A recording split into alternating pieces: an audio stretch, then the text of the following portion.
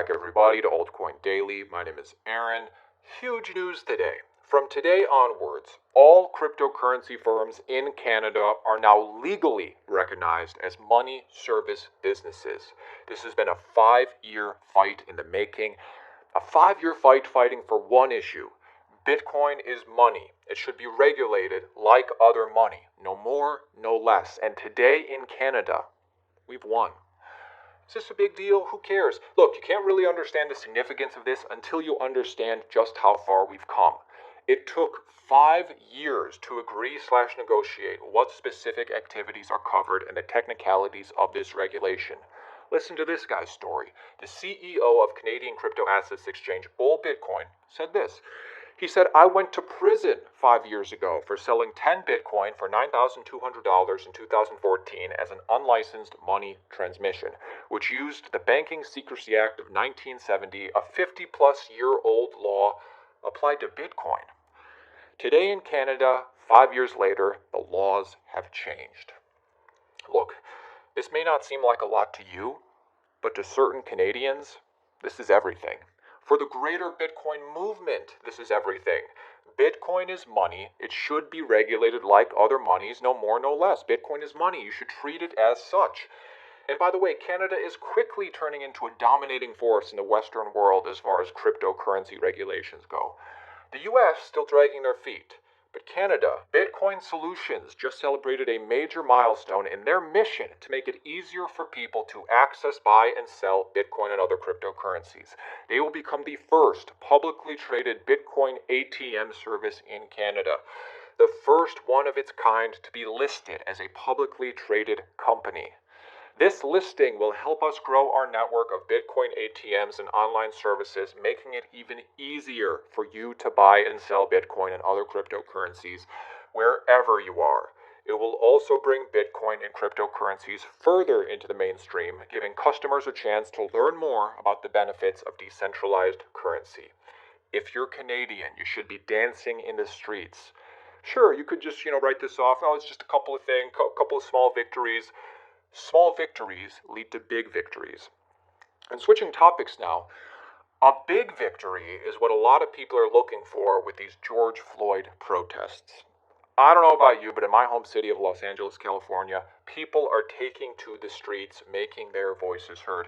Sir, what's your message to the family of George Floyd who are having funeral services this week? What do you want to tell them? What's your message to the family of George Floyd by going to have funeral services this week? What do you want to tell them? I'm deeply sorry for your loss. Unfortunately, we live in a system that will not allow us to thrive or strive and has continually been literally on our necks.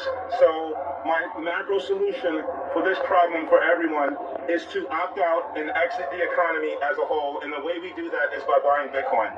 Nice. People are starting to wake up. People are starting to wake up. Wake up to the solution, which is Bitcoin, and wake up to the problems. When you need to find the money, you can find it. Let's be honest, the federal government has a printing press in their basement. When you need to find the money, you can find it. Let's be honest, the federal government has a printing press in their basement. That's not something these guys usually say out loud. Here's the reality, guys. Since Bitcoin's third halving, which wasn't too long ago, more than 4,800 additional addresses have at least one Bitcoin in them. More than 41,200 additional addresses have at least 0.1 Bitcoin in them. The Bitcoin revolution continues its progression, block after block after block. No one can stop it. I like this. I really like this. I'm going to actually like this and support this guy. And now we have just 3 final stories left, the most pertinent things coming out of cryptocurrency news today, starting with China.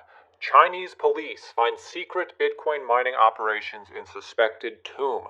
Chinese law enforcement discovered an illegal Bitcoin mining operation in what appears to be multiple underground burial sites.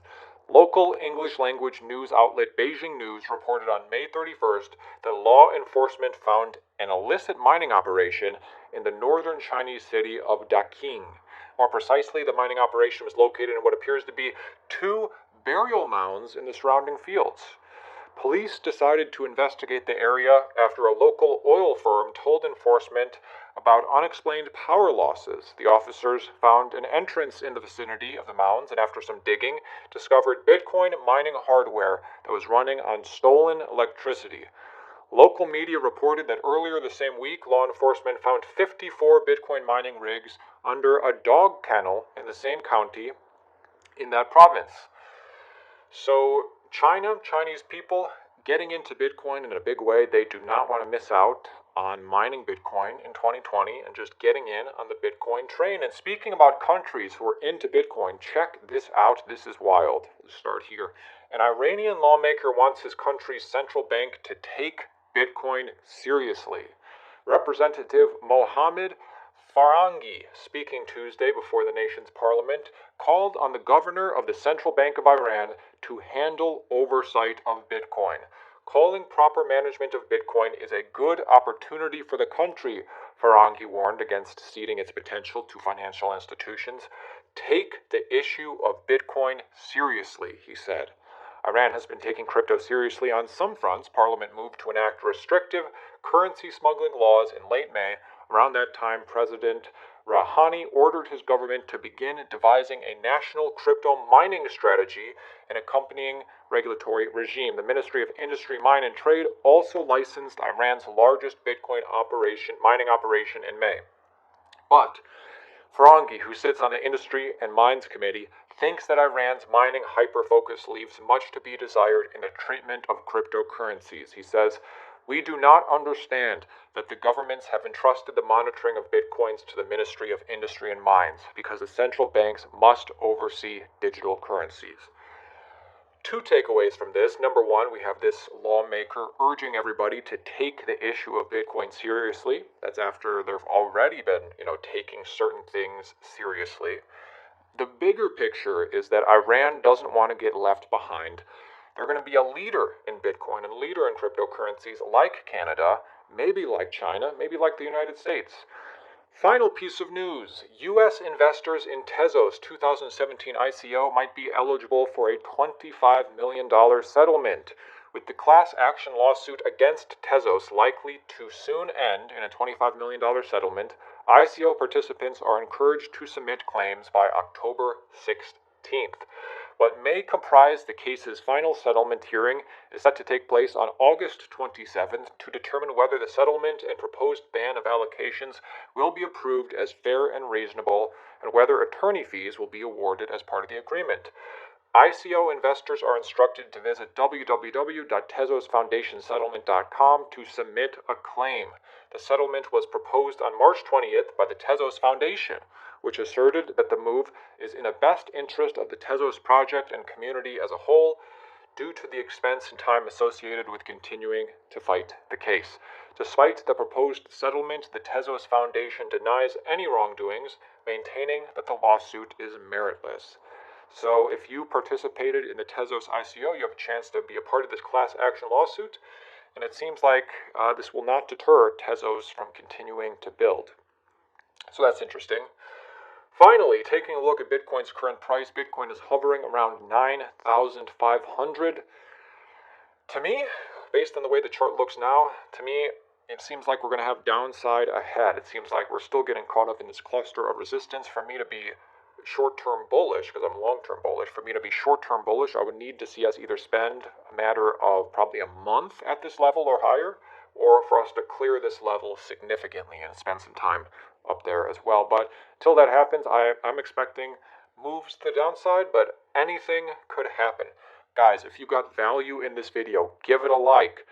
Share this on Reddit, share this on Twitter, share this on social media, then you yourself will get likes when you post this video. If you're new to the channel, feel free to subscribe, because we post a daily video every single day of the week, keeping you informed. And also check out our affiliate links in the description if you want to support the channel in cool ways, like signing up for Lolly or Fold or what have you. Guys, it's going to be a great year.